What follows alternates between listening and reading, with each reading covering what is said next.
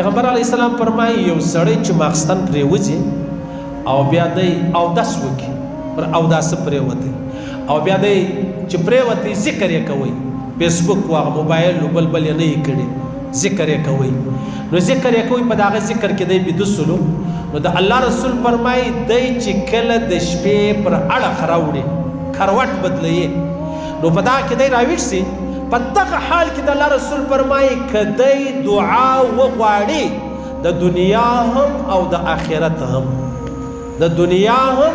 او د آخرت هم د الله رسول فرمایي الا اعطاه الله پاک د دعا قبلي چې څه له الله غوښتي دي هغه الله ورکوي څنګه ساده خبره شوله څومره محترمه خبره اوس به یو سړی وایي یاره زه ډېرې دعاوې کوم